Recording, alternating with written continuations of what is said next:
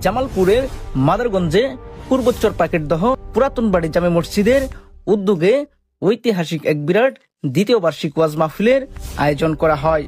শুক্রবার রাতে পূর্বোচ্চর পাকের দহ সরকারি প্রাথমিক বিদ্যালয় মাঠ প্রাঙ্গণে ওয়াজ মাহফিল অনুষ্ঠিত হয়। অনুষ্ঠিত এই ওয়াজ মাহফিলে সভাপতিত্ব করেন উক্ত মাহফিলের সভাপতি বালিজুরি বাজারের বিশিষ্ট ব্যবসায়ী মোহাম্মদ মঞ্জুরুল হক মজনু মন্ডল।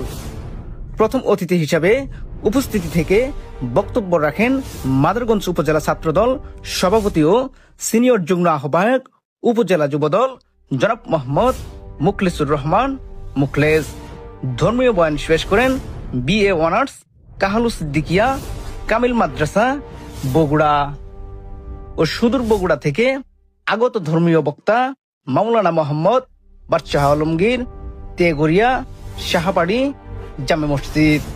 আরো অনেকে এ সময় পূর্বোচ্চর পাকের দহ পুরাতন বাড়ি জামে মসজিদের কোষাধ্যক্ষ মোহাম্মদ মোয়াজ্জেম হোসেন সেনা সদস্য, মশিউর রহমান অবসরপ্রাপ্ত সেনা সদস্য ও PA অফিস সরিষাবাড়ি আরিফ হাসান ওয়ারিফ সহ উদয়মান তরুণ ব্যবসায়িক হাবিবুর রহমান হাবিব সহ অনেক গণ্যমান্য ব্যক্তিগণ ধর্মীয় আলোচনা শুনতে শত শত মুসল্লির উপস্থিত ছিলেন। প্রিয় দর্শক, এই ছিল পূর্বোচ্চর পাকের দহ পুরাতন বাড়ি জামে মসজিদের সর্বশেষ সংবাদ। রাসেল মাহমুদ, অভিযান নিউজ টিভি, পূর্বোচ্চর পাকের দহ, মাদারগঞ্জ, জামালপুর।